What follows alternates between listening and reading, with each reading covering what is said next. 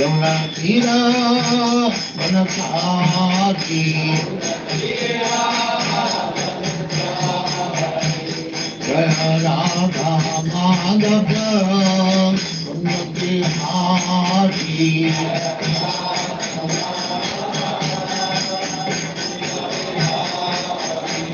Jaya Radha Madhava Unnati Hati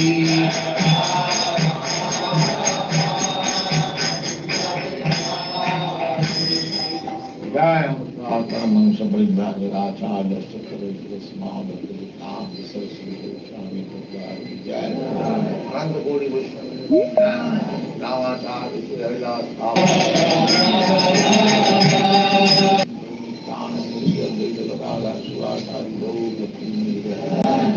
Sri Radha Krishna Gopala Sam Kanda Radha Kundagiri Vrindavan Dham ki jai Navadvip Dham ki jai Ganga Maya ki jai Jamuna Maya ki jai Guru Dwarka Dham ki jai Swami Bhaktivinoda ki jai all glory Sacrifice, the whole idea of sacrifice is gone, right? We are not.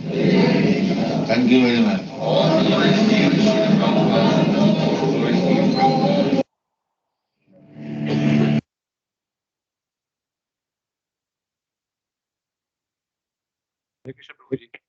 Hare Krishna. I hope you can hear me and see my screen. Yes, Prabhuji. Hare Krishna. Welcome to our ongoing discussion on Bhagavad Gita, chapter 4, titled Transcendental Knowledge. I believe we completed through verse number 9, is that right? Last time. Yes, Prabhuji. Yeah. Okay. So we'll continue today with verse number 10. So far, a quick recap. What we have discussed is Krishna is elaborating on how he is different from other living entities. Arjuna asks, how can we understand that you spoke Bhagavad Gita to sun god, who is much more ancient and much more older from a material perspective than Krishna. And then Krishna elaborates that you and me, we had many births. I remember them all. You do not. He talks about how the original parampara was lost, and he was re-establishing this with Arjuna. And then in the same line of thought, he elaborates that whenever then there is a decline in religion, he appears to re-establish religion, deliver the pious, annihilate the demons. And in this way, his birth is not same as that of other conditioned souls who are forced to take birth according to their karma. Similarly, his activities are not ordinary.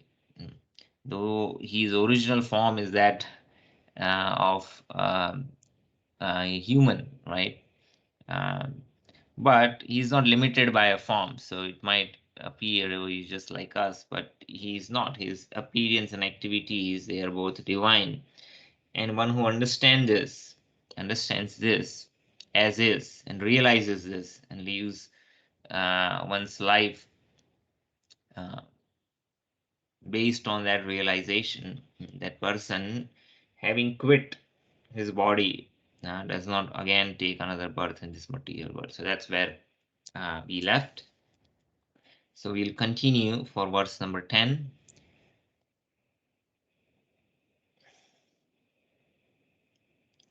Vitaraga bhaya krodha manmaya mamupashrita bahavo jnana tapasa utamad bhavam agataha. This is also very important verse. Translation and purport by His Divine Grace, A.C. Bhaktivedanta Swami Srila Prabhupada. Translation: being freed from attachment, fear, and anger, being fully absorbed in me, taking refuge in me, many persons in the past became purified by knowledge of me, and thus they all attained transcendental love for me. So this is a continuation of previous discussion where Krishna just explained to Arjuna that his birth and activities are divine, and those who have that realization, they do not take another birth, right? So what does it mean to have that realization, right? I mean, anyone can theoretically know, okay, Krishna, he is the supreme personality of Godhead.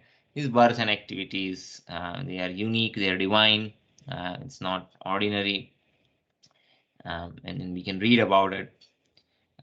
But then there has to what is a next logical step, right? What is the next logical conclusion? How does that person behave? How does that person live one's life? Otherwise, people, um, you know, just by theoretical knowing, if we continue to live according to their own, uh, conditioning that they had, then there is no transformation, right? The expectation is when one realizes that Krishna's unique position, um, one has to act accordingly. So how does that person behave? So we get that idea over here, right? So then that's a person would then strive to be free from attachment, then gives up attachment, fear and anger. So it is interesting the choice of words over here: attachment, fear and anger. So anger is about comes when we are frustrated. We learned about this in second chapter where when our desires are frustrated. So anger is generally associated with events in the past. People hold grudge for things which might be, many years or many decades have passed, but sometimes they feel bitterness. They are angered about things. Fear is in future. We don't know what is going to happen tomorrow. What's going to happen with the new Delta uh, uh, variant of the coronavirus?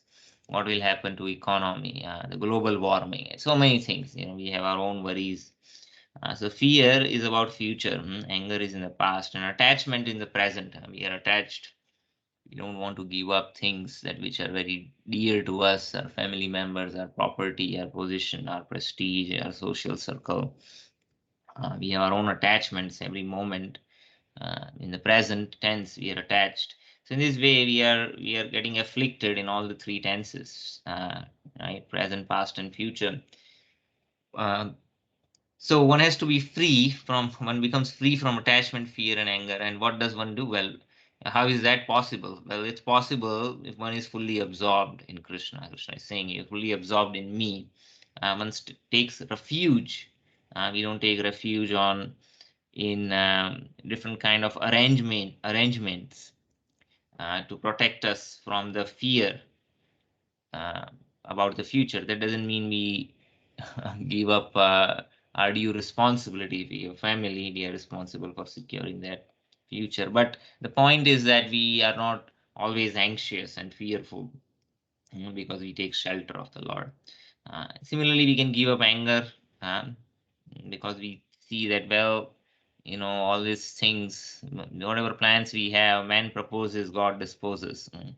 Because God doesn't have any grudge against, he does not personally come to dispose. But we have that saying, that in this material world, all attempts will be frustrated. There's no point. Rather, we understand that this world is dukhalayam asasvatam. It's temporary, full of miseries. We take refuge in Krishna. So in this way, by taking refuge of Krishna, we can overcome attachment, fear, and anger. So we are afflicted in all the three tenses, right? So welcome, Yashish. We have a new guest. Uh, is a good friend of mine from a long time. Welcome for joining us today. So we have been discussing Bhagavad Gita. We are in chapter 3. Chapter 4, transcendental knowledge, and Krishna has just explained how his position is unique, and that his birth and activities both are divine. He might appear just like an ordinary human being. But one who has that realization, Krishna's birth, his activities are divine, does not take another birth. Well, how does he live then? His life uh, is fully absorbed in taking shelter of Krishna. Mm. And because of that, he can overcome attachment, fear, and anger. And we just explained that these three afflictions correspond to three tenses. We are fearful about the future. We sometimes hold grudge or anger for our frustrations from events in the past. Things don't work out the way we want, and we are attached to so many things in our present, to our position in the society, our wealth, our property, our family members. So in this way, so we are afflicted in all the three tenses, and we can, by taking refuge of Krishna in devotion, one can be freed from all this. So then Krishna is giving assurance to Arjuna. Well, it seems like a very difficult process, but this is kind of a social proofing. In marketing, if you want to sell a product, uh, they apply similar tactic where, of course, Krishna is not trying to market a product in the sense how ordinary marketers do. But the point is, when people see that other people are successful taking up this path, then they are more encouraged, right? It's a simple logic. When we see that others, we take reviews, and we take opinions of others, we observe others. So Krishna is saying, well, many persons in the past, they became purified by knowledge of me, and thus they attain transcendental love for me. So it is possible. It might seem difficult, but if it was not possible, then how come so many people achieved that success? So purport by Srila Prabhupada. In the purport, Srila Prabhupada mentions that it is very difficult for a person who is materially affected to understand the personal nature of the supreme absolute truth. Such a person is always, every single moment, we are dying in all the three tenses. We are fearful about the future, what's going to happen. We have remorse about the past. We are attached to things in the present. And because of these afflictions, our mind is always full, is in turmoil, and it's very difficult for us to understand any higher truth. We are always, putting off fires, always. So it's very difficult for ordinary person to understand what is the personal nature of the supreme absolute truth, which was described in the previous verse, which Krishna is saying, my birth and activities both are divine. So generally, people who are attached to bodily conception of life, it's all of us, right? Most of us. People who are attached to bodily conception of life, they're absorbed in materialism, and that is almost impossible for them to understand how the supreme can be a person. This is the common question that people have. That well, God is unlimited, is omnipotent, is omnipresent. So if he's omnipresent, right, is present everywhere, then how can he be limited in in a certain location? Because as soon as you ascribe a personality to someone, then that person is limited by a form. Like, for instance, I am here in this particular location, right? Then I cannot be somewhere else, right? My position is limited over here. If I'm spending time with you, that means I cannot spend time with my family members, for instance, right? So I'm limited in what I can do, right? As soon as you ascribe a personality. Now, so you think, oh, well, Krishna, or the supreme personality of Godhead, Prabhupada uses that term supreme personality, but people generally say Bhagavan, right, or God. He's unlimited. Then how can he be a person? Because as soon as you say person, that means he is limited. So it's very difficult for ordinary people to understand that. But we see that Krishna's form is not like ours. He is not limited. Krishna can be simultaneously present in multiple places. In many instances of that, Krishna, when he married 16,108 wives, he expanded himself into 16,108 forms. Narada Muni was surprised to see that. And many other instances. Even in Vrindavan during his childhood pastimes, Gopi would find him, stealing butter. Then he would get caught, and then she would hold her, baby Krishna by his ear and drag him to Mother Yashoda. And mother and complain, see what your Kana, what he did. He says, what do you mean what he did? He's right here. He's sleeping. So then who is this? She would be dragging her own son. So how does that transformation happen? So anyway, in this way, we can see that the Krishna is not limited. Also, in his localized form as Paramatma, is present in each and every body. He is observing the activities of all living entities. So in this way, the Supreme is a person. But because of limited understanding, uh, people don't have that understanding. But it, by explanation, it's not that we cannot understand it. Otherwise, why would Krishna say over here that many persons in the past became purified by knowledge of me? It is certainly possible. It's just that their situation is such that they did not get an opportunity, or they don't have time because of other afflictions.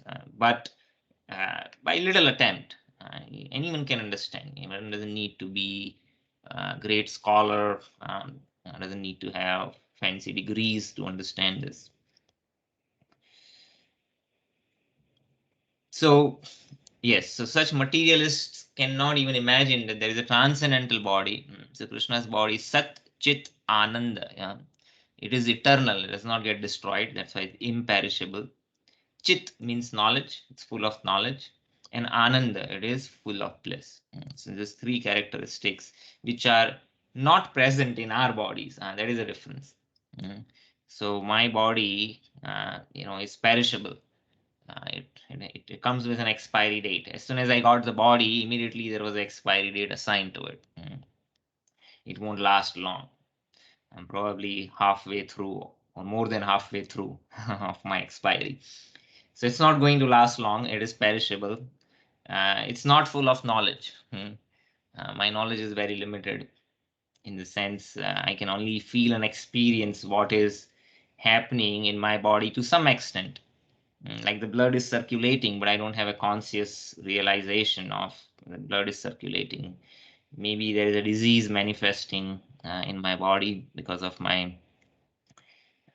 It's just the nature of the body. I mean, but this, Sharira Vyadhi Mandira. This body is a temple of miseries. So I don't have all that knowledge. Something maybe might be developing.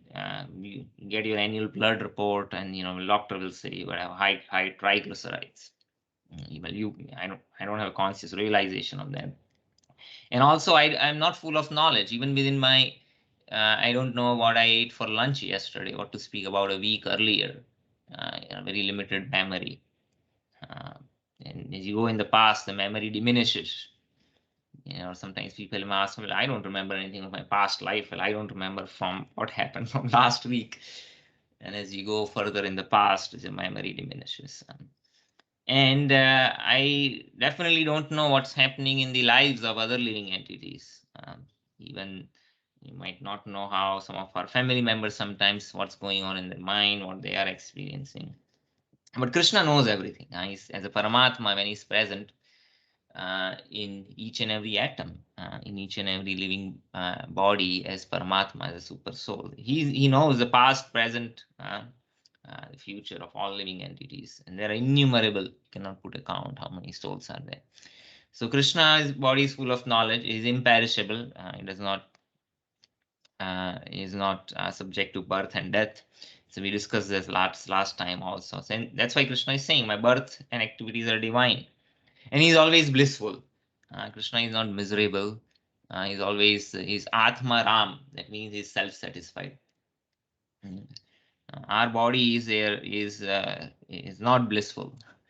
Whatever enjoyment we have, it has at least two afflictions. What is the afflictions? The enjoyment that we have, it's temporary. It begins and it ends. And that is also troublesome. For instance, many people believe that wealth is a gateway to happiness. And to some extent, it might be true, but what is the nature? Srimad Bhagavatam describes. Then one has to work very, very hard to acquire that wealth, which is working hard is very laborious, painful. When one acquires the wealth, then he wants to grow the wealth. That is even more painful. Then to maintain the wealth, one is fearful. Oh, now I'm wealthy. I have many fair weather friends. My relatives, they're all very nice to me. Maybe they want something from me. I'm always trying to protect. The person who is a pauper is worrisome. But the person who is wealthy is always worried what will happen to my wealth. And then because it is earned with a lot of labor, when it comes to spending that wealth, one is also very parsimonious in the sense that one is worried, oh, am I spending too much? That's why we have people which are misers. They are very worrisome in when it comes to spending the wealth. And when the wealth is lost, of course, eventually all wealth is lost. And if nothing happens, definitely at the time of death it is lost. And when one loses that, it is painful. So in this way, you see, it is afflicted. That means it's not fully joyful. It's a mixed. So all the pleasures of this world, they come they are mixed. They are not pure. But Krishna is not like that. He's eternally blissful. He's not dependent on how people treat him. If people praise him or say bad words to him, he does not get affected. Doesn't get flattered by good words. So we cannot flatter our way out. So flattery doesn't work. But similarly, he's not afflicted. So he is impervious to honor, dishonor. And the devotees of the Lord they are also like that. They are Atmaram. They are self-satisfied. So the materialistic concept of the body is perishable, full of ignorance, and completely miserable. And that's why when the people hear that, well, God is a person, the idea of the personality that they have is, well, if he's a person, must be full of ignorance. The body must be perishable, should be and should be full of miseries. And that's why in many traditions or religions of the world, they don't accept God as a person. Sometimes it's even considered blasphemy, like in certain Abrahamic religion that you cannot put a form to the God, right? As soon as you put a form, that's considered blasphemy. How do you say that God, who is unlimited, can have a form? And you see there's a lot of violence because of that. They take it as an offense and blasphemy.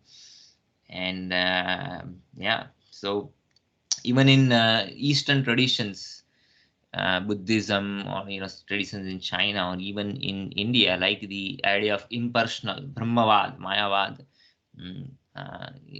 people, they think, well, the absolute truth is just light, or some Brahman doesn't have any form, and that Brahman acquires a form when the supreme truth appears on this earth. So that's a common misconception.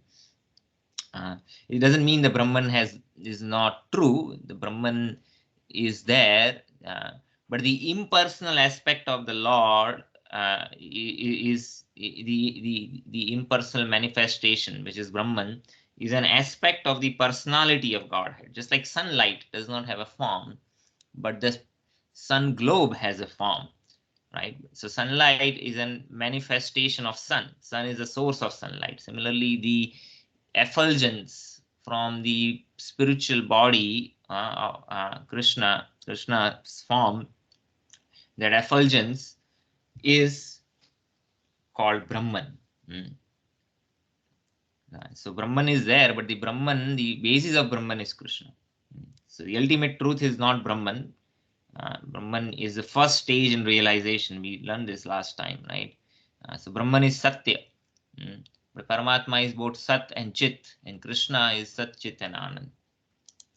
Therefore, people in general keep this bodily idea in mind when they are informed of the personal form of the Lord.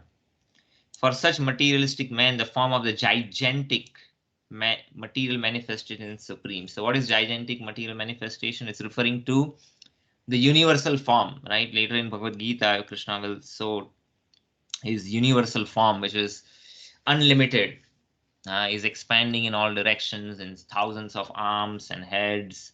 You can see the entire universe within his body. So that form is there. It's not, that form is not untrue, but the source of that form is Krishna. So it's difficult for people to understand the form of Krishna, but they can relate to the Vishwarup. Okay, this must be God. So consequently, they consider the Supreme to be impersonal. Supreme cannot have a form. It is impersonal. So that is a faulty understanding. And because they are too materially absorbed, the conception of retaining the personality after liberation from matter frightens them. So all their experience in this life with other people, their family members, friends, colleagues, has been at some point or other has been very bittersome. So they say, well, as soon as a person means he has a personality, and then personality means this person must be angry, must be getting angry, must have his own shortcomings like kama, krodha, lobha, moha, mada, matsarya. All this come, and so the idea of personality turns them off. And he says, if one is to get liberation, moksha, and after liberation, the reason they believe that, well, the moksha means I will lose my personality, and then everyone else also loses their personality, and they just merge into nothing.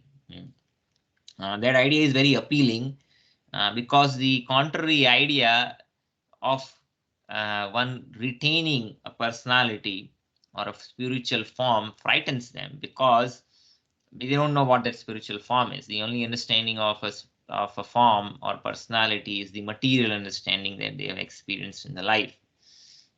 So unless it is explained, it is difficult for them to overcome that thought. I'm going to continue to be a person even if I got liberated. Well, that makes no sense to them.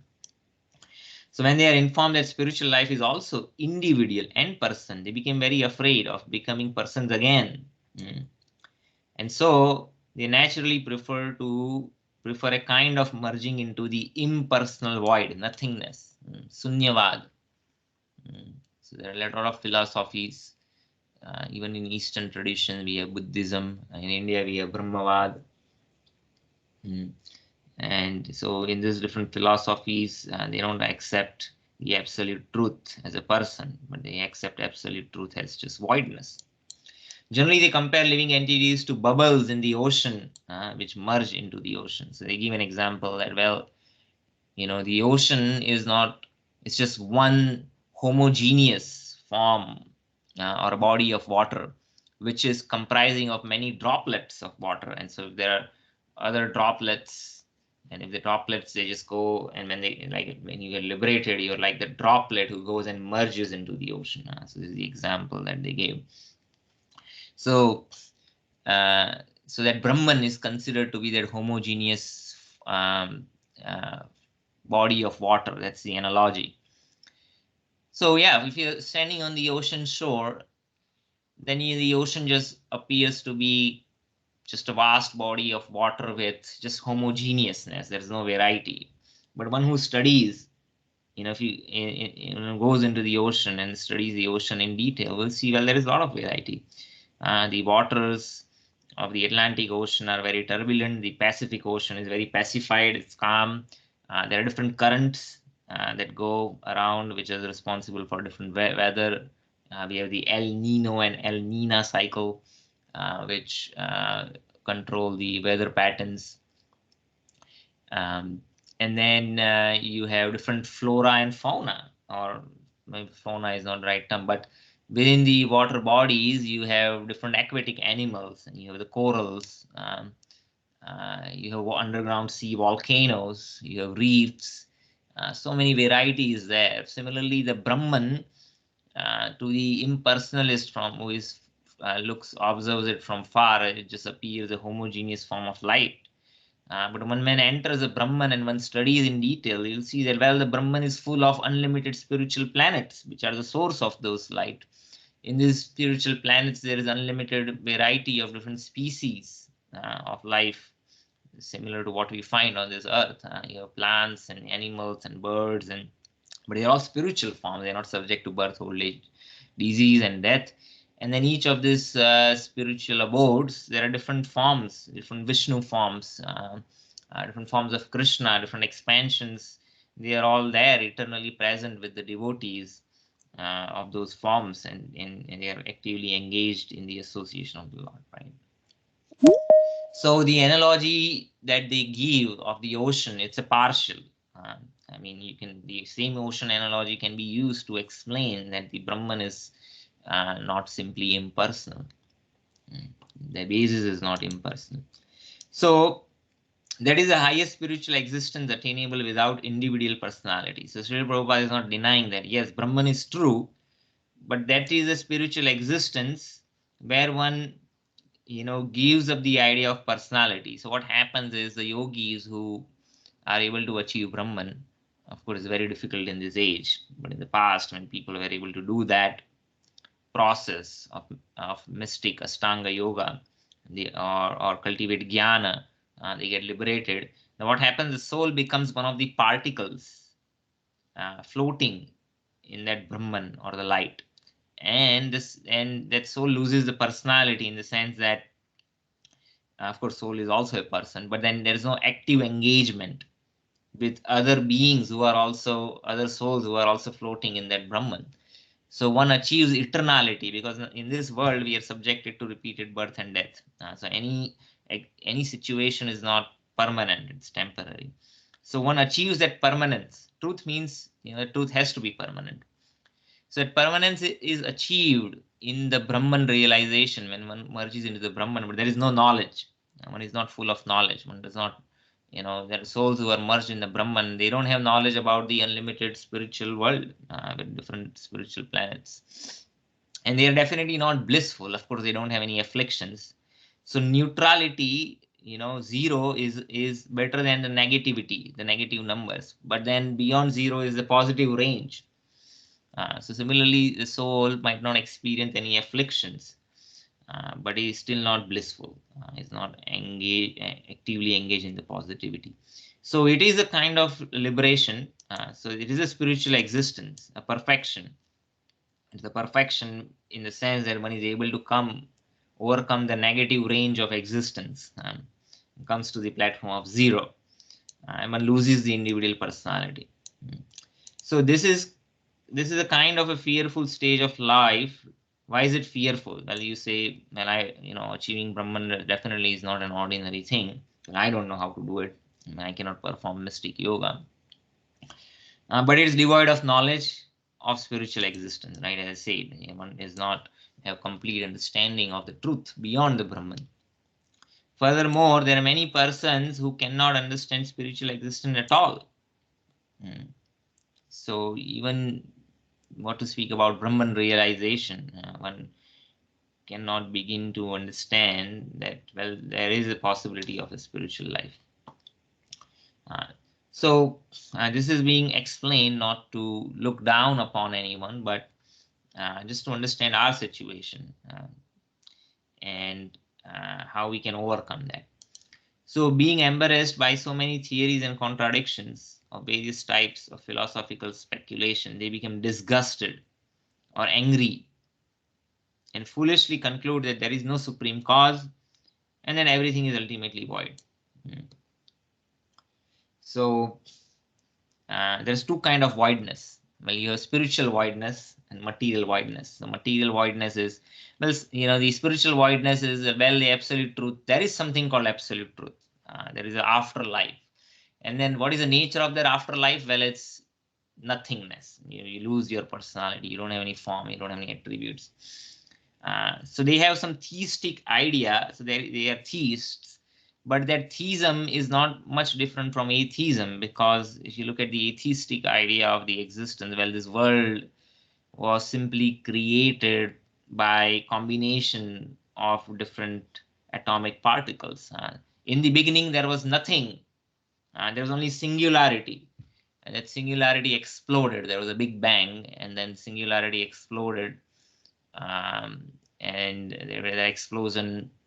All that matter which was fused arranged itself over a period of time, and then the gases cooled down and different galaxies were formed, and then planetary systems were formed.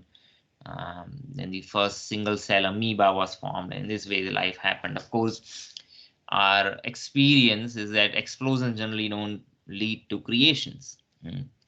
Diwali crackers, they always, those blasts, just, or even the bombs that they use in the military, no explosions have ever led to any sort of creation.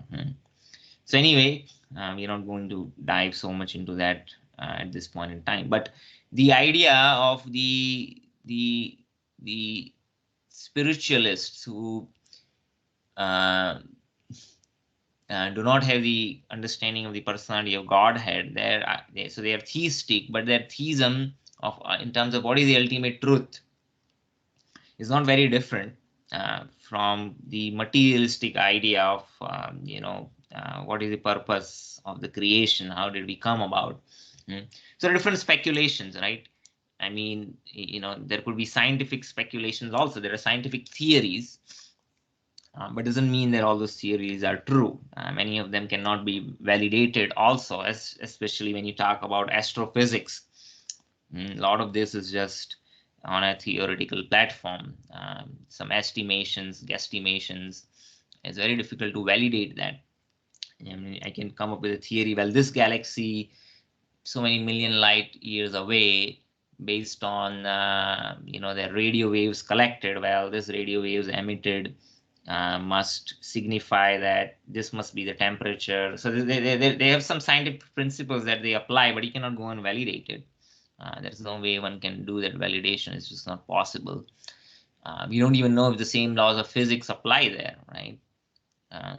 No one has experienced those direct experience of those locations which are so far out. So anyway, because because there are so many theories and contradictions, even among scientists. Like the joke among the astrophysicists is that there are 2,000 different variety of theories in terms of creation. Slightly different versions. Some of them could be drastically different, and then some of these theories, they contradict with each other. And even in the theistic realm, what is the absolute truth? There would be different philosophical speculations which are not based on scriptures or realized knowledge. Rishi means a muni. Muni means a thinker. And then many of them come up with their own ideologies. So an ordinary man, especially, might become disgusted. He says, well, what is the truth? Or they become angry. And will say, well, they come to the conclusion that there is no supreme cause, because they are not able to determine it. And everything will be ultimately avoided.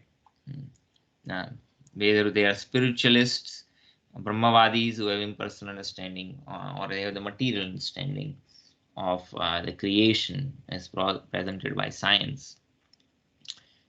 The ultimate cause for them is just voidness. So such people are in diseased condition of life, and mean that they have not been able to so far figure out what the truth is. It is possible to realize it and and understand that not on their own accord, but Krishna has made arrangement. He says, I come to establish religion, right? So he has presented the knowledge. We don't have to accept it blindly, but when one can understand and inquire and learn and come to realization of what the truth is. Some people are too materially attached and therefore do not give attention to spiritual life, right? I mean, just the daily chores of the life, the responsibilities take so much time and energy away that, well, no time to think about anything beyond that. Others, they want to merge into the supreme spiritual cause. And there are others who disbelieve in everything, being angry at all sorts of spiritual speculation out of hopelessness. Well, there's too much to deal with. How do you sort out the truth? what is truth. There are so many. Everyone claims that well, my version of the philosophy is correct. So an ordinary man, again, that is very difficult. Like, doesn't feel like he has the means and resources to sort all that out. So in this way, we are all frustrated. And then there is the last class of men. So what are the classes of men Prabhupada has described? So some people, yeah, here. Some people, oh, here, I think this is a summary of verse in Bhagavad Gita that comes much later. Yeah, there are people who are just so much busy with maintaining their family, they just don't have means. It might be true. They don't have time for spiritual life. That is the first category. There are others who realize that, well, there's, life is just not about maintaining family and and just going on blindly with the same things day after day. We need to find out, as a human being, we are intelligent enough, better than animals, to ask questions like, what is the purpose of life? What happens after death?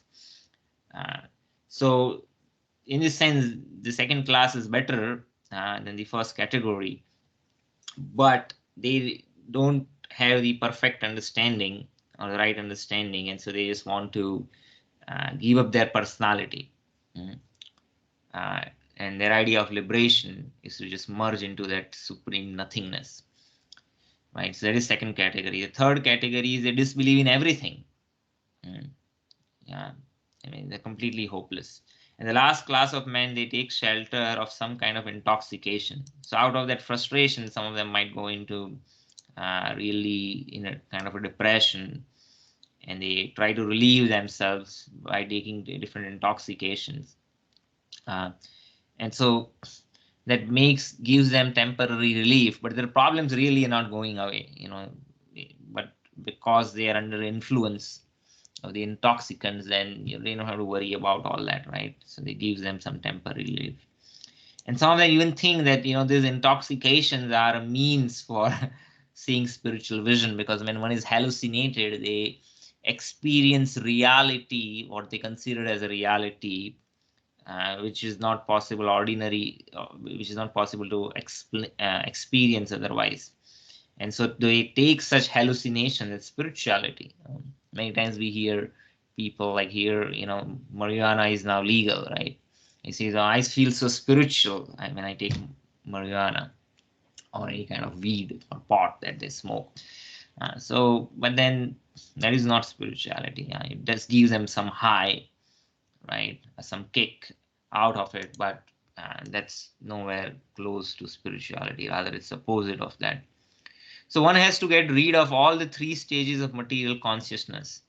Attachment to material life, which we experience in present tense. Fear about the future, which is fear of the spiritual personal identity. He says, what if my spiritual identity is a person and I can't deal with it?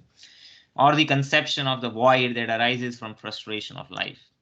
So here the same concepts of attachment, fear, and frustration Srila Prabhupada is applying, that even this could apply to the spiritual path as well, right? The people are fearful about the void. One might be fearful, oh, I'm going to lose my existence. Okay, everyone has a different idea, and so even the voidness, though it attracts to some certain individuals, there are other people who are scared about voidness. This might come from people who did not have good, meaningful relationships, and their life was full of void. And that could be the reason they might think, oh, if I have to, the Brahman idea does not appeal to them. Says, hey, I had voidness all my life, and you're saying that after achieving liberation, I will still be void.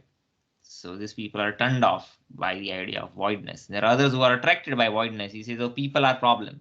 So people, relationships are problems. I don't want anything to do with people. So I want, their idea of spiritual realization is that there is no personality. On the other hand, who did not have the good fortune of having friends and family members, they lack, they feel that voidness, and so they don't want to be void, right? So you see, we have all of us have our own conditioning, and based on our conditioning, certain ideas are attractive, other ideas are not so attractive. But then how we feel, cannot be the barometer of truth, right? We cannot determine truth by vox populi. So what is the real truth? Well, that is described in Bhagavad Gita, in Brahma Samhita, in various bona fide scriptures. And then other people, they are just happy going on, they have a good, comfortable life, and for them, they wish that there is no afterlife. For me, this is only heaven, right? I just wish that this continues forever. So they're all depending on what our experience has been. I think most people can be classified into one of these three categories. Those who are happy with their material life, well, why worry about afterlife? And then those who are interested in afterlife, they are either coming from past of bad relationships or the past of lack of relationships, and that would kind of frame their idea about what the real truth should be. But then, those are just their own ideas. So to get free from these three stages of material concept of life, one has to take complete shelter of the Lord, guided by a bona fide spiritual master who is self-realized, is following follow the disciplines and the regulative principles of devotional life. So what is the path out of it? Well, the path out of is, you see others who have taken the path and how it has transformed their life, right? And so at least we can come to some assurance that, well, there is a path. That's what Krishna says in Arjuna, right? That, hey, there are many people who have achieved perfection. You can also do that. And the last stage of devotional life is it's definitely not merging into Brahman, but having a meaningful relationship with God, with love, with bhava. And that relationship manifests in neutrality, where you accept the form of the Lord. Maybe in a spiritual world, there are living beings who are, maybe grass. It's serving, but it's, Krishna might walk on that grass. But it's, there is an acknowledgement, but it is not active service. So in active service comes from, there are forms maybe which are more movable, right? Different birds or animals or human-like forms when serves the Lord as a servant. And beyond that, the bhava really manifests when one does not consider Krishna as the supreme God, but rather one's friend. Like the Gopas in Vrindavan, they just accepted Krishna as their friend. They didn't care if he was God or not, doesn't matter to them. They did not even know that he is God. Or there are devotees who are in parental affection. Well, they look upon God as their own son or a child, a helpless baby. If you don't protect him, then he might be in trouble, and so they're always taking care of him. That is also there's a higher level of devotion, and God loves that. God does not want to be looked upon as God. Just like the president of a country, before that person became the president, he was always a family member, and his family members don't look upon him as the president. For them, he's either their father or a brother or a child, and those relationships have more meaning to it than their official titles. So God is an official title of Krishna. He cares least about it, and so his devotees, they just relate to him either as his friend, as a child. Though he's a supreme father, he wants to become the child. He accepts to become the child of a devotee who have parental affection towards him. And the conjugal affection is the affection of the gopis, of the queens of Dwarka, who consider Krishna as their husband or a boyfriend. So this is what the transcendental realization is. So those relationships in the spiritual realm are not like the relationships of this material world, which are based on the material conception of life, where one is interested in one's own sense enjoyment. And even if there are selfless relationships, it's not that there are no selfless relationships. To whatever extent it's possible, there could be selfless relationships in this world, just like the love of a mother for her own child is selfless. It's the closest one can get in this world when it comes to selfless relationship. So, but that comes to an end, right? All those relationships, ultimately at the time of death, definitely those relationships end. But the spiritual life is eternal. So what are the stages? This is very, very important. So in Bhakti Rasamrit Sindhu, the science of devotional service is described. So you see there are a lot of traditions in the world. There are a lot of religions, a lot of spirituality.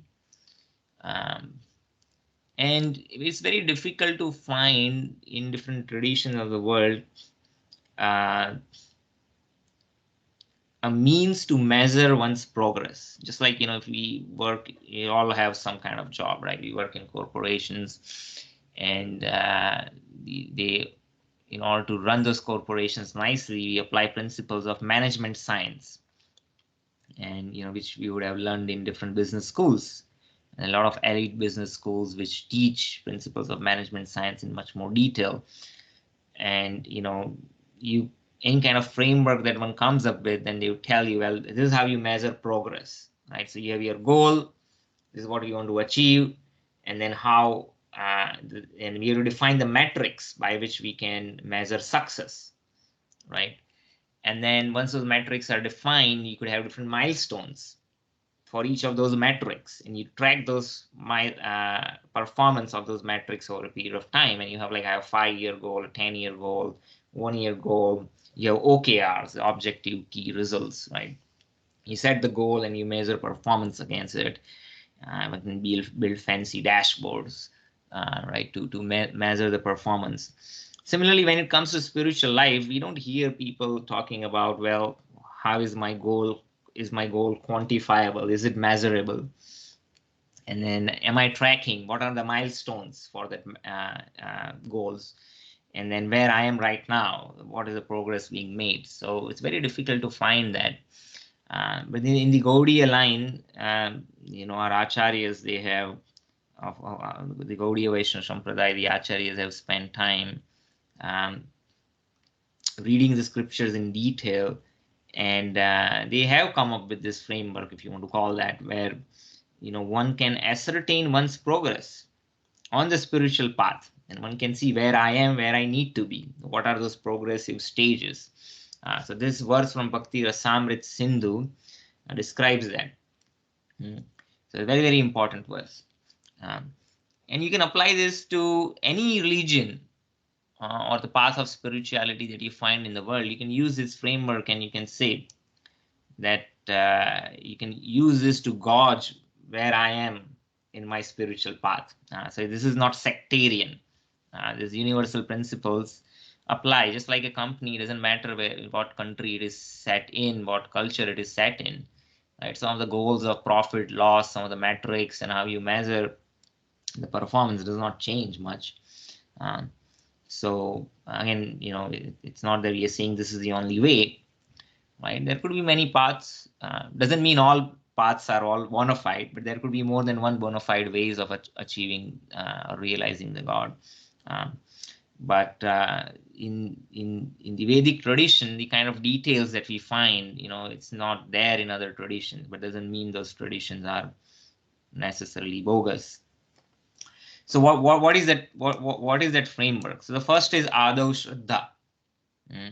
Very important. So first stage is Shraddha stage. So what does Shraddha means? So Shra means Shravana, and Dha like firmness, Drida. So the conviction. So Shraddha does not mean blind faith. Sometimes people use that word, blind faith. Shraddha is a conviction that comes from hearing from people who are realized, whose lives have been transformed. So why is it, and then how it develops organically. I gave the example last time that the intelligence has a role in understanding. People are rational, but before rational, they are also emotional beings, and not only emotional, but they have this. The idea of trust comes first. Just like a child, when a child is raised by the parents, and the parents are always taking care of the needs of the child, the child develops faith. Oh, this people, they always care for me. They're making sacrifices. Of course, the child does not understand what a sacrifice is, but they know that my parents are always there to take care of me. The child naturally begins to trust the parents. But how did that happen? Is by repeated, consistent experience of care and love. One develops that faith. And once that faith is developed, the child is willing to listen to the parents. Or the parents, they say, this is not good, don't do this. So child will accept it. And parents say, well, this is good, the child accepts it, right? So in this way, the child receives some samskaras, what is good, what is bad. But what was the first thing? Well, the first thing was Shraddha. Well, Shraddha comes from positive experiences, consistent experiences. And now, once that faith is developed, so based on our faith and Shraddha, so similarly, when we come across different people, we begin to, when we have positive experiences with those individuals, we begin to trust them. It's not just one experience. When there is a consistent, repeated experience over a period of time, our trust becomes more firm and more mature, and we are willing to listen to them. When we listen to them, then we don't blindly accept it necessarily. We apply our intelligence. But what is the filter? There are millions of people I can go to listen to, but whom do I go to? Well, I go to those people whom I trust. And how did the trust develop? By repeated, consistent, positive experiences. But when I'm listening, when I'm getting advice or suggestions from those individuals that I trust, it's not that I blindly accept it, right? I apply my intelligence. What are the pros and cons? Like Krishna and Arjuna in this conversation. Arjuna approached Krishna, right? Because he had that positive, consistent experience. He says, Krishna, I'm approaching you. This is my dilemma. I don't know what to do. Should I fight? Should I not fight? And I am approaching not as a friend. I am approaching you as a student, as a disciple. Because Arjuna had those positive experiences. He could have approached so many other people. Right? There were millions of, his guru was there, Dronacharya, there's Bhishma, Pitama, Yudhishthir. So we approach people based on our trust and faith, which is not blind, it develops organically. But then Arjuna is not blindly accepting what Krishna is saying. You see, so far, just through first 3 chapters, Arjuna is questioning when he does not understand. So intelligence is there. The role of, it's not that, religion means, like the Karl Marx said, well, religion is the opiate of masses. People want to be just illusioned and hallucinated. They lose their inquiry, lose their intelligence. Maybe some people do, but that's not the path. We see how the Mahajans, Arjuna, how he followed. Like he's questioning. He said, Krishna, here what he's saying doesn't make sense. Can you clarify this? It's not that we give up intelligence. But people, what happens is we see they put more importance to rationality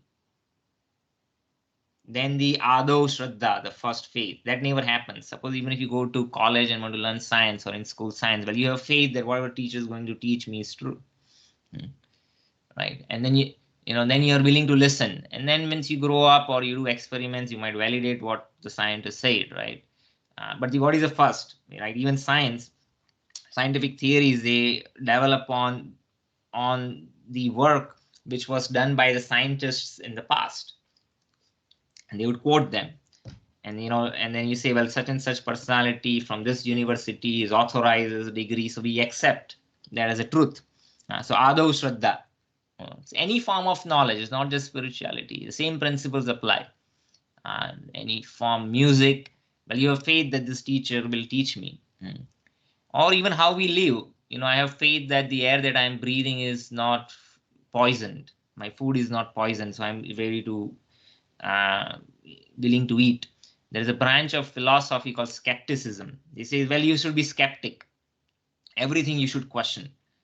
Well, that statement, then that means I should also question the statement that everything should be questioned. So if I apply the skepticism principle, then I should be skeptic even about the philosophy of skepticism. So that's not possible.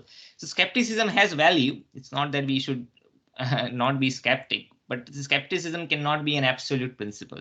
Similarly, rationality also has a value, but rationality cannot be an absolute principle.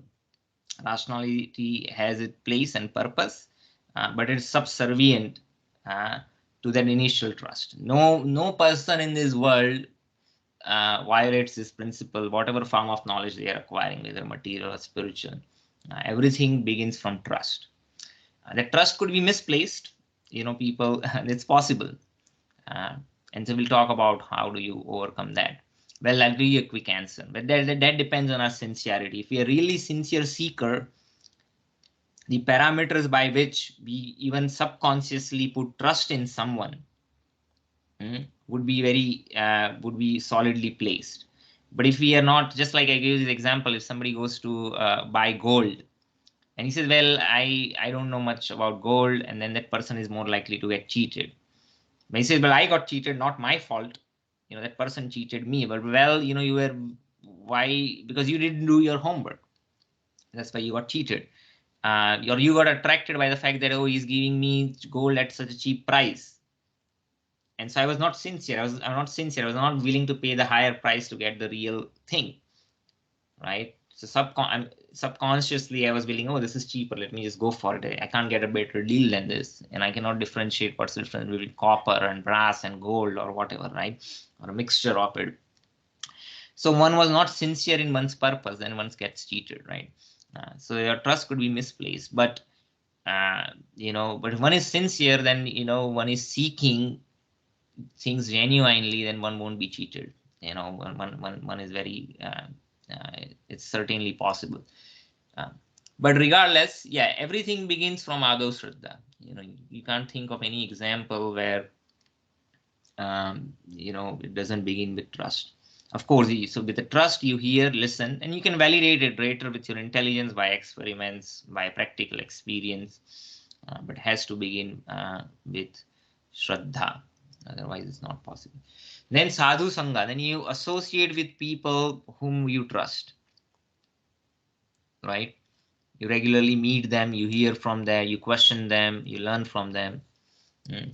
And then Bhajana Kriya. So in spiritual life, you can apply the same principles to material also, but I'm going to just focus on spirituality, but that's what we are not pursuing. So we associate with devotees, sadhu, good men, and then by association we try to learn, right? What do we learn and apply? So application is bhajana kriya. So that means our sadhana bhakti. So there are rules, regulations, there is active engagements by which we can learn how to develop devotion. Right? Just like a child, is trying to learn a musical instrument. Well, he has to practice. We have this idea of riyaz. And those of you who have learned musical instruments, harmonium, tabla, every day you have to practice. Same thing applies to spiritual life. And even if somebody wants to crack an exam, IIT-G or CAT, right? One has to practice. So there is sadhana one has to do, bhajana kriya. Tato anartha nivriti. The next, they're all stages, by the way, if it's not clear. First stage is one has to have that Shraddha. After developing Shraddha, the next stage one advances is Sadhu Sangha. The next stage he says, okay, now I'm going to apply this in my life. And the third stage is Bhajana Kriya. The fourth stage is Anartha Nivritti. So this is a long stage. Anartha means, Artha means something meaningful. Anartha means something that is not meaningful. Just like if I'm focused on cracking my IIT-G or CAT, right, or in competitive exam. So whatever is helping me to achieve that goal is artha, valuable.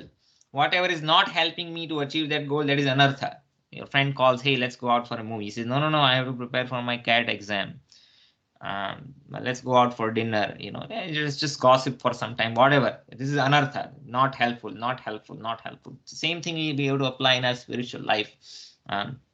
And one when it makes that active progress, so not, I mean, there are people who might be studying, but then their anarthas are there. So they're saying, oh, I'm studying, but at the same time, they are wasting time here and there, right? So that is the first stage. One might begin at that level where, but then he says, well, this is not going to help me.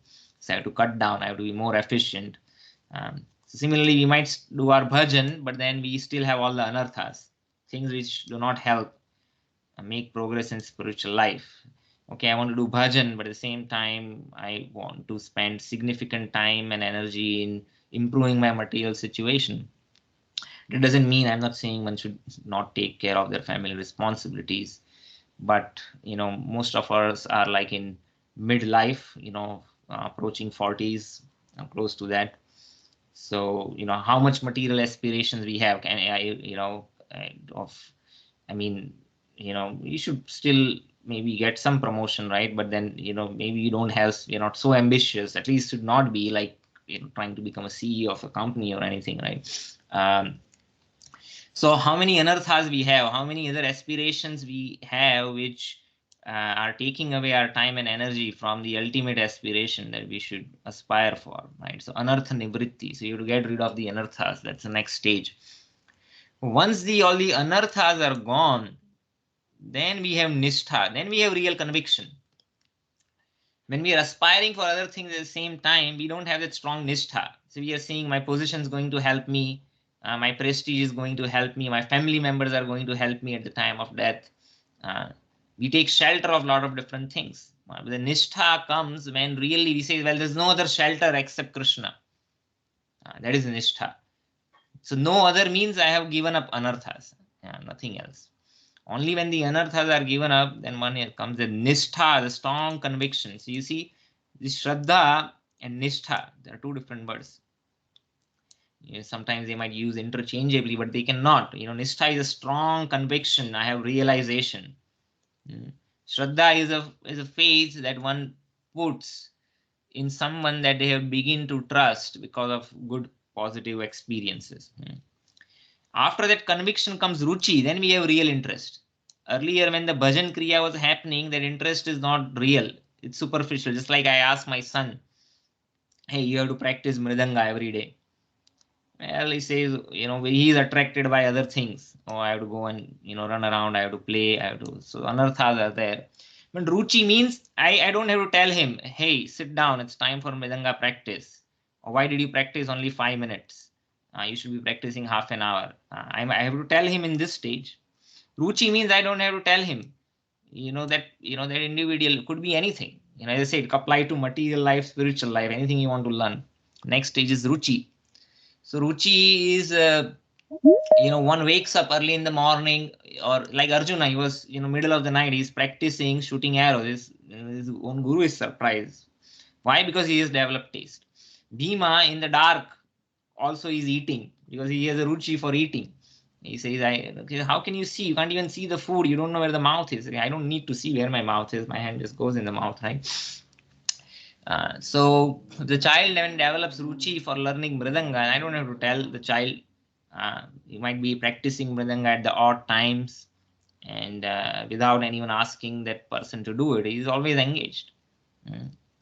So that ruchi develops. Then asakti is the next stage. Then asakti means is more stronger than ruchi. Asakti means I cannot live without it. So if you try to take the mridanga away from the child says, what are you doing? Right? This is my life. Why are you taking it away? That is asakti. One is attached, and when and when that attachment happens of such a level that one cannot imagine one's existence. The same thing applies to God, right? In our devotional practice, we are remembering the names of the Lord. We are chanting. We are doing our bhajan, but we have anarthas. But when the anartha is gone, then we have strong conviction. Nothing else is going to save me. Only Krishna is my shelter. Then we have real taste, ruchi. In chanting the name. Right now, somebody says, oh, Prabhu, you have to chant 16 rounds of Hare Krishna Mahamantra. I say, what? Okay, well, I don't have any taste, but you know what, I'll do. Right? So we are here, Bhajana Kriya. Ruchi means I don't have to tell. No one has to tell. Right? I don't have to be reminded by my spiritual master or anyone or my family members, my well-wishers. I have taste. Why 16 rounds? I'm going to chant 32, 64.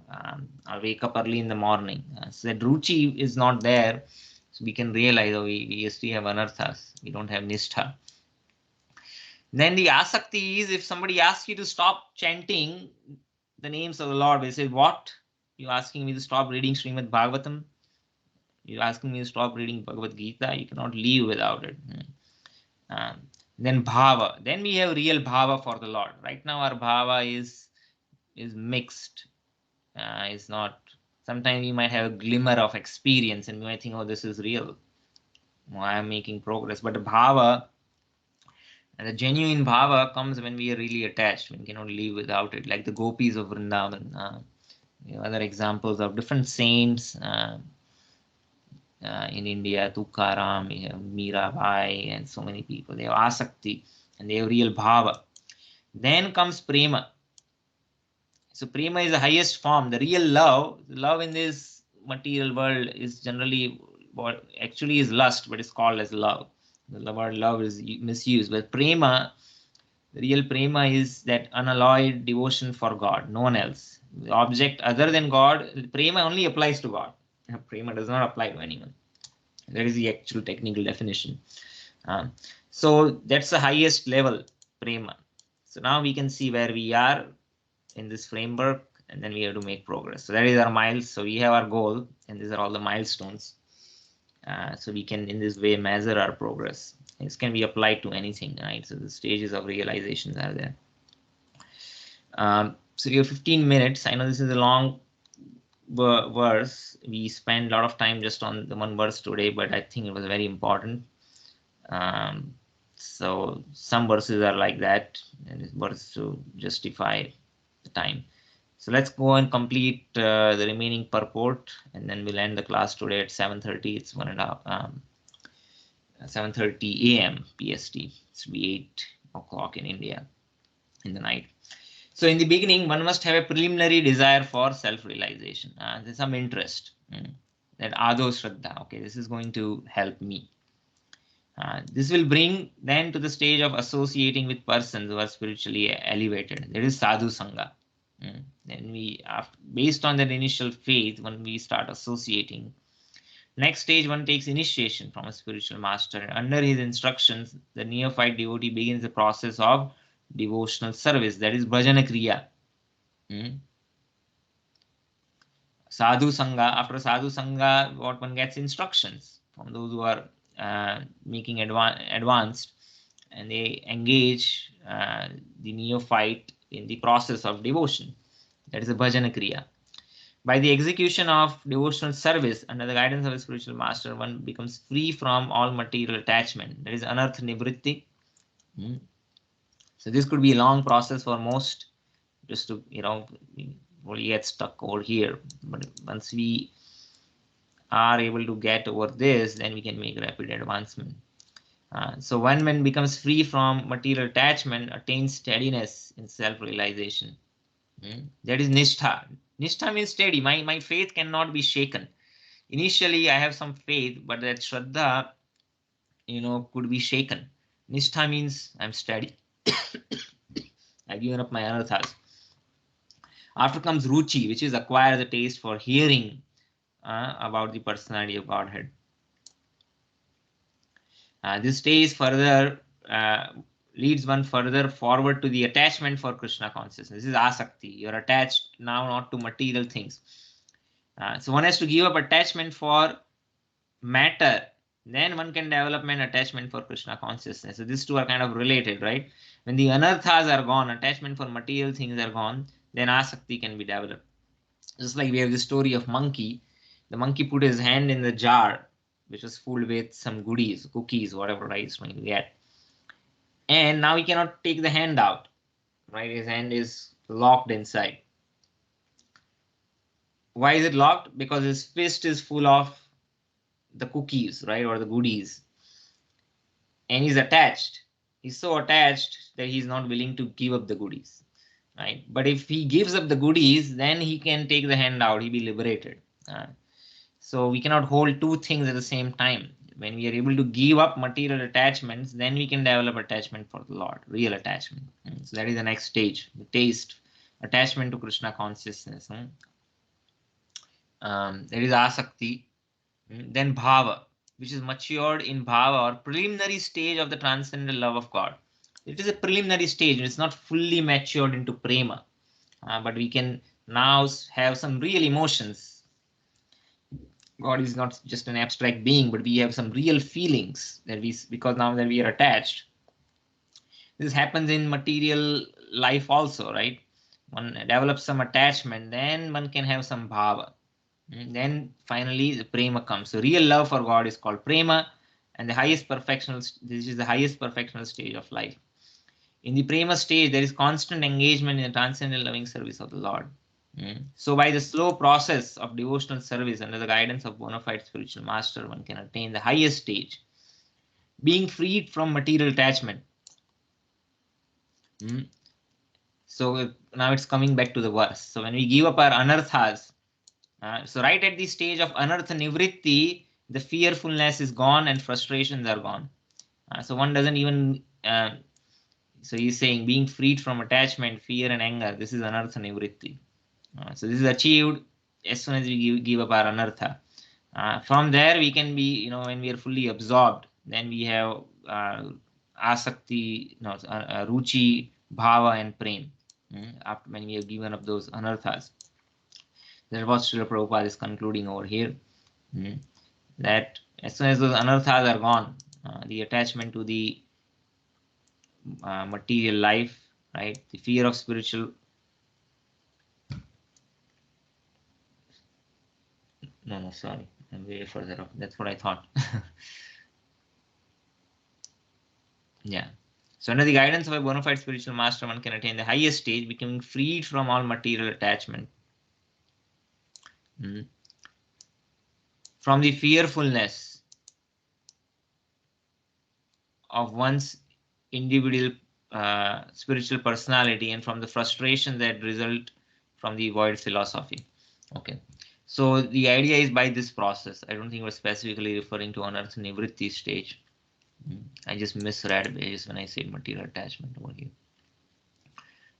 But the thing is, in due course of time, by taking up this process, one will see, when we are actually becoming free from attachment, fear, and anger, we can realize that we are making some advancement on the spiritual path.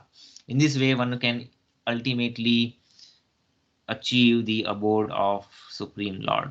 So that's the conclusion of this verse. I know today mostly I've been talking and I did not take any pauses. So let's give some time for questions, comments, some discussions. I'll open the floor to anyone, everyone. Hare Krishna, Prabhuji. This was a very beautiful explanation of the entire flow, the process. One question, Prabhu. When you talked about bhavas, there are these 5 bhavas: dasya, sakhya, madhurya, Vatsalya, Madhurya, Shanta. Yeah. Shanta. Yeah, Shanta is the beginning. Right. So in Shanta and dasya, we are still in awe and reverence of the Supreme Lord. In the other 3, we are much closer to the Lord, and then that is where I feel someone can get that, some souls develop that feeling that why should I serve Krishna? Why cannot I enjoy independent of Krishna? Because they are so close to Krishna and they are not in awe and reverence. So, familiarity brings content. Yes, Prabhuji. So then in that case, is that like, it's like a double-edged sword? Like the higher we go, the more chances of us falling down. So how do I understand that, Prabhu? Yes, very good question. So I'll repeat the question for those who did not get the question fully. So there are 5 relationships that a soul has with Krishna. It could be one of the 5, right? It could change over a period of time as the vow develops. So first is Santaras, in which you accept the Lord in a neutral. Well, there is God, right? Like Prahlad Maharaj, he did not have active. Narsimha Dev, he was a devotee of Narsimha. Vishnu is always thinking and meditating on him, but he did not have any opportunity to be engaged in active service. of the Lord. So that is Santaras, where you acknowledge, you understand who is God, you acknowledge his existence. There is no active service, you're remembering him. Dasya means there is active service. That is the next stage, in which one not only accepts. So Santaras is included in Dasya in the sense that you accept the Lord, but then there is active service. So Hanuman, you can see, is a great servant of Lord Ramachandra, in the mood of awe and reverence. So awe and reverence, as Prabhu was saying, that Dasya means you accept that I am in a lower position than the Lord. And so you're always very cautious not to offend, not do anything wrong, and then you always serve the Lord. The remaining three stages are further advancement. So Sakhya is also based on Dasya. See, these are all the bhavas are nested, because a friend is also a servant. I serve my friend serves me. But now there is almost like equality, right? So now you don't have awe and reverence for God. Krishna is my friend. Well, why did he take my lunch away? I'm going to teach him a lesson. Lord likes that. He's not going to punish him. He's not a dictator. If even Krishna forgets that he is God, that's how he can enjoy. His internal potency, Yoga Maya, under the influence of Yoga Maya, Krishna instructs Yoga Maya to make him forget so that he can enjoy this loving relationship. So that is more intimate. Then you have Vatsalya. So the parents, they are even stricter. The mother Yashoda would chastise and bind Krishna to a mortar. So Vatsalya Ras has all the remaining underlying rasas also. Parents sometimes are friends. They are definitely servants. The parents serve the child more, and then the child serves the parents. So the Vatsalya Ras is, you get to chastise Krishna. Or you feel also that the child is helpless. Somebody might poison him. Somebody might hurt him. I have to protect my child. And then higher than that is Madhurya Rasa. The one's wife or a conjugal lover acts like a parent sometimes, advises and gives good counseling. Sometimes a friend, she's a servant. So all the rasas are there. So the Prabhu's question is that the rasas starting from Sakhya, Vatsalya, and Madhurya, they are more intimate, and they can rise only when one can forget that Krishna is the Supreme Personality of Godhead. So the question is, when one forgets that, then there is a possibility that the soul might think that, hey, why Krishna is always the center of attraction? Because now they don't have the understanding that Krishna is God. And he says, well, I should be. So then, it's a double-edged sword in the sense that because we are made to forget that Krishna is God so that we can serve him nicely, more intimately, the con of that is that, we might do something where we might desire that, hey, I don't want to be with Krishna anymore. That's the beginning of the fall down of why the soul comes to this material world. So his question is, well, how do you understand that, and how do we overcome? That danger is always there. I don't know if there is an easy solution to that.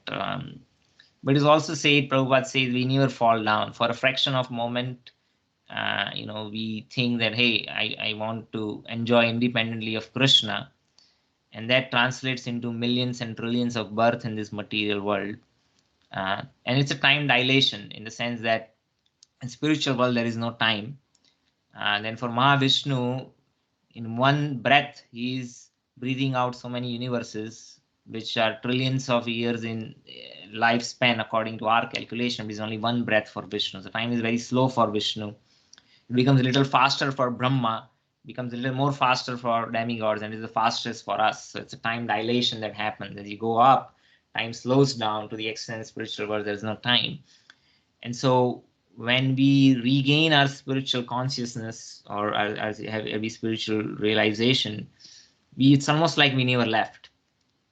And we're right there with Krishna, and whatever that one fraction of thought that we had in our mind to be independent of Krishna, that just translates into this existence in the material realm, which, that's the illusory potency of the Lord. Markandeya Muni, Narada Muni, they also wanted to explain, Lord, I want to see the illusory potency.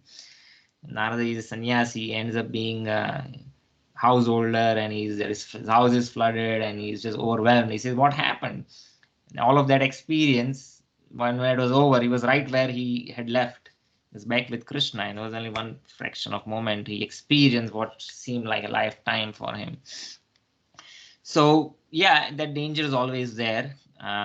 So free will, we have the free will at every moment. What kind of desires we or bhava we have for Krishna. So that possibility would always be there. But at the same time, we are not robots. And we want to be in a secure way where, you can, if we are programmed to act in a certain way that we never forget Krishna, even for a moment, then we would be all robots. There is no love when, something is programmed. Like, I could get a Roomba to vacuum, my home, but then if a person does it, you engage a human. Like Lord does not have machines. When he was living in Dwarka, he was giving opportunity to others to serve him, and then the devotees were satisfied, and he is satisfied. And so, it's a different experience. Like a lot of different companies, they say, we don't have any machines. We have the human touch, the human experience, right? They charge you premium for it. Like nowadays, you go to a barber shop, they all have these machines, like the buzzers.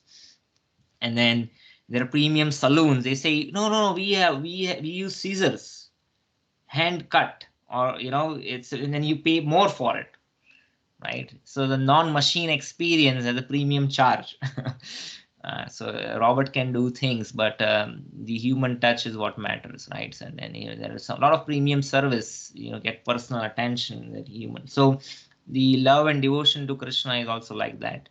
So the danger is always there, but yeah, it's a double-edged sword. We have the will, but then if we are programmed that we never forget Krishna, then that's not love. And then we can think of it other way. Well, this material world is an opportunity for Krishna to engage in two kinds of pastimes which are not possible in the spiritual world. Well, one is Lord also has a desire to deliver, to instruct. In spiritual world, there is no need to instruct anyone. Everyone is self-realized.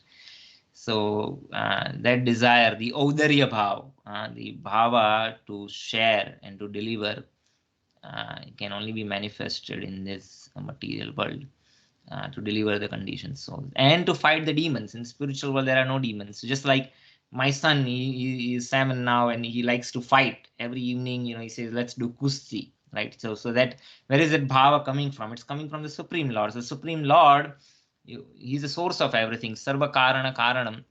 So the desire to fight is also there in the spiritual world. But who is going to fight with Krishna in the spiritual? Well, sometimes he might do wrestling with his friends, but the friends are still friends, right? And it says, okay, it's friendship. It's not like real fighting. So some of his devotees, like Jai Vijay, or his pure devotees, they come in this world as Asura. Hiranyakashipu, Hiranyaksha, then Ravana, Kumkarna, Dantavaktra, Kamsa, Jagai Madai. And they are made to forget that they are devotees of the Lord. They become really demoniac, and the Lord fights with them. And so in this way, the material world also has a purpose. So we are serving the Lord by facilitating his two rasas. And so we can think of it like that. For the Lord, there is no distinction. This is material world, this is spiritual world. For him, it's all same. Just like the government makes no distinction between the Department of Correction, which is the jail, and the Department of Social Security. For the government, both of them are important. So we make distinction between spiritual, material. For the Lord, both of them are equal. I think I don't know if it is satisfactory, but I think this is what my realization is. So yes. Is it acceptable? Yes, Prabhuji, this is very helpful. Yeah, it's a tricky one, so we just have to wrap our head around it rather than analyze it too much. Yeah. So yeah, the chance is always there. It's yes, Prabhu. Yeah. Thank you. Anyone else? Any questions, comments?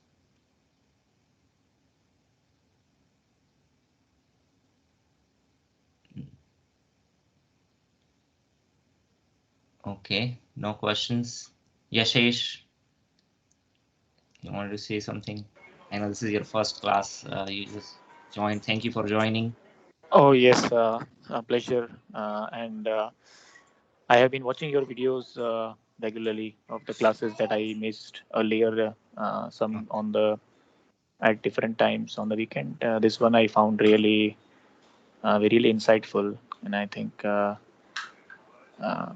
yeah, uh, the, the question also that came across, I found it very intriguing, and it means that I realized that these discussions and sessions uh, really take us to the first stage of what you were explaining.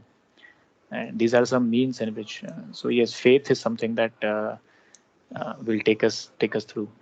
That's what keeps getting reinforced when I uh, listen to the videos, and today I found it even more while listening to a live session. It was a different experience. Yeah. Well, thank you Thank you for so much. joining. Yeah, and this time hopefully works for those in India, and we can continue. And thank you, because I might also get lazy. It's opportunity for me to read Bhagavad Gita. It's not that I am self-realized or anything. I am also struggling and learning, and it's an opportunity for me to read Bhagavad Gita as well. So thank you for your association, everyone, and for inspiring. Okay. If there are no further questions or comments, we'll end the class over here. Thank you very much. Hare Krishna. Hare Hare Krishna, Krishna. Prabhuji. Right.